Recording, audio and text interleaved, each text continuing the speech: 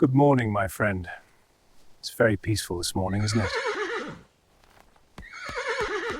I remember my control extends to Machanganaya, right? I've received some new information about the Sorobora Lake area. Should we go for a little tour of that area today?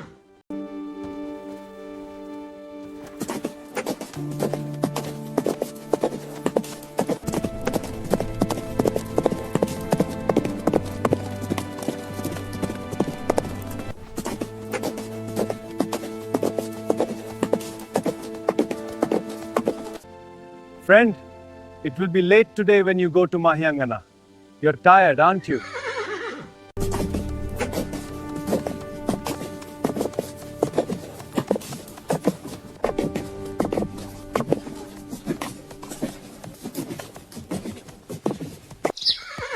Chuhu, what's this? What's in front of you?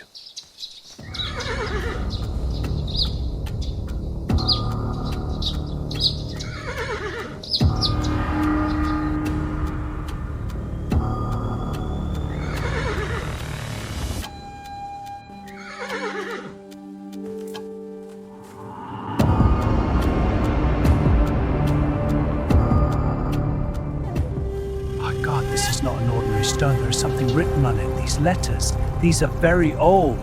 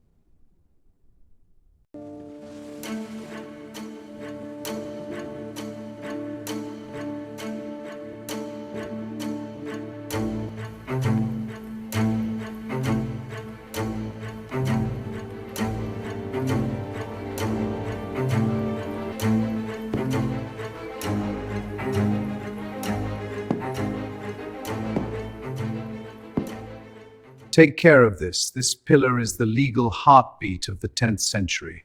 Move it to Badulla safely.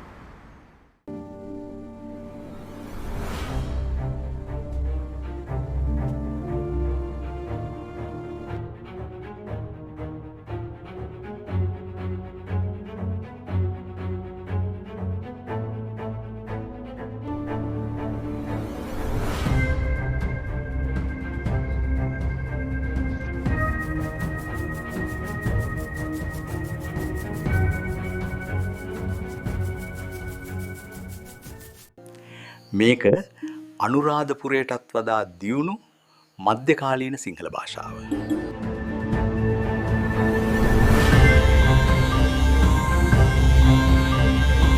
මෙන්න මේ තියෙන්නේ සිරිසඟබෝ උදා රජුගේ නම. ඒ කියන්නේ 4 වන උදය රජු. රජතුමා මහියාගණයට ආපු වෙලාවේ ගම්වැසියන්ට දුන්න පොරොන්දුව එතුමා මේ ගලේ අකුරු කරලා පුදුමයක්.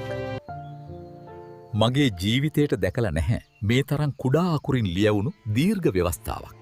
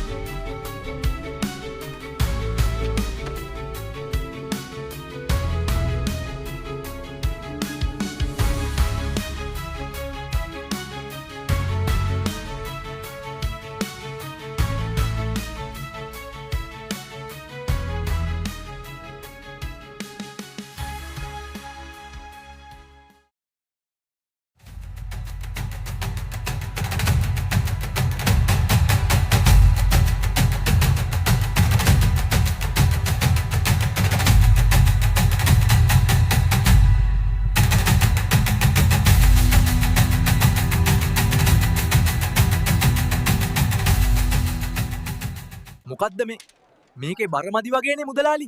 මගේ කිරුම මෙහෙම තමයි. ඔන්න නම් අරන් ඵලයක්.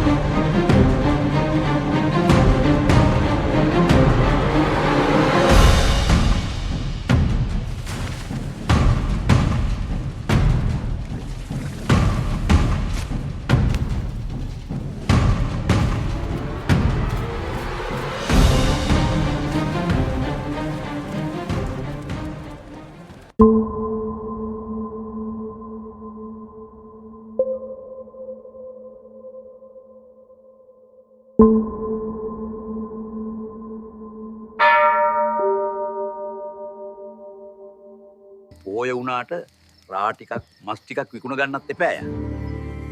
මොකද පෝය කියලා බඩගින්න නතර වෙනවා යා. අනේ මගේ ගොන්නු ටික දෙන්න. කෑ ගැහුවොත් උඹේ පණ ඉවරයි. මුන් දැන් අපේ ගොන්නුපත්.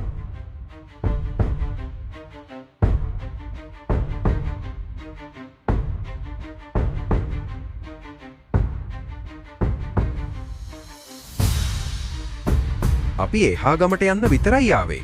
අපිට ගම හරහා යන්න දෙන්න. මේක හෝපිටි ගමුව. මේක හරහා යන්න නම් උඹලගේ බඩු වලින් අඩක් අපිට දීලා ඵලයක්. නැත්තම් ආපහු හැරියක්.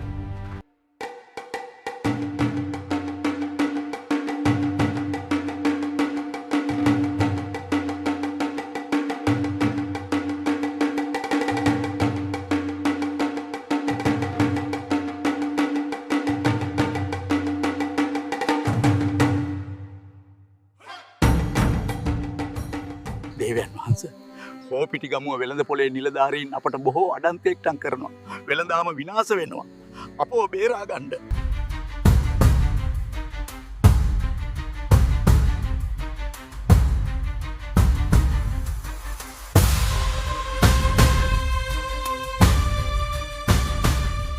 පින්වත් මහියාගන සෑරදුන් අභියස මා පොරොන්දු වෙනවා.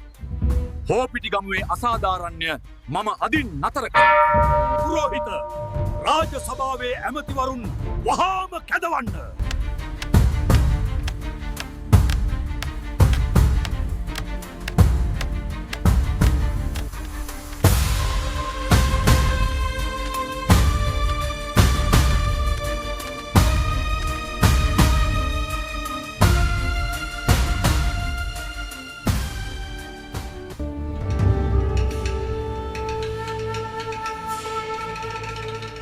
අනේ නිලමේ මහත්තයෝ. මොකක්ද මේ ගලේ කුඹි යනවා වගේ කොටලා තියෙන්නේ මොනවද? උඹලා තාම මේවා දන්නේ නැද්ද? මුළු රටේම වෙළඳ නීතිය මේකෙන් වෙනස් වෙලා තියෙනවා. මේක මහරජතුමා අපිට දීපු ව්‍යවස්ථාව. පේලි 203ක් තියෙනවා මේ ගලේ. බුදු අම්මෝ. පේලි 203ක්. ඔයායේ මොනවද නිලමේ මහත්තයෝ තියෙන්නේ? හරි. හොඳට අහගනින්. මේක පැති 4කට බෙදලා තියෙන්නේ. මුලින්ම තියෙන්නේ අපේ උදේ රජතුමා මියුගුණ සෑය වඳින්න ආපු වෙලාවේ වෙලෙන්දෝ කරපු ඉල්ලීම ගැන. ඒ කියන්නේ මේ නීති පණ වෙන්න හේතුව. මේ මැද කොටස තමයි වැදගත්ම. වෙළඳාමේදී හොරතරාදි පාවිච්චි කරන්න බැහැ. බදු ගන්න ඕන විදිහ. පෝය දවසේ වෙළඳාම තහනම බව සහ වැරදි කරන වෙළෙන්දන්ට ගහන දඩ මුදල් ගැන මෙතන පැහැදිලිව තියෙනවා. අන්තිම පැත්තේ තියෙන්නේ අපේ නිලධාරීන් ගැන. ගමකට ආවාම මිනිස්සුන්ගෙන් බලෙන් කෑම බීම ගන්න බෑ. ඒ වගේම ගැල්ගොන්නුන්ව ආරක්ෂා කරන්න ඕන විදිහත් මෙතන තියෙනවා. මේ නීති කැඩුවොත් රජවාසලෙන් දඬුවම් ලැබෙනවා.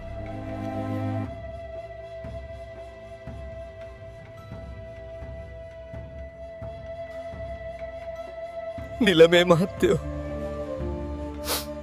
අනේ සාදු. සාදු. හරි හරි. මට උඹට මේක කියලා දෙන්න ඕන තමයි. ඒත් දැන් මට රාජවාසලට යන්න වෙලාව හරි. මම ඊළඟ වතාවේ ආපුවාම උඹට මේ පේලි 203ම විස්තර කරලා දෙන්නම්.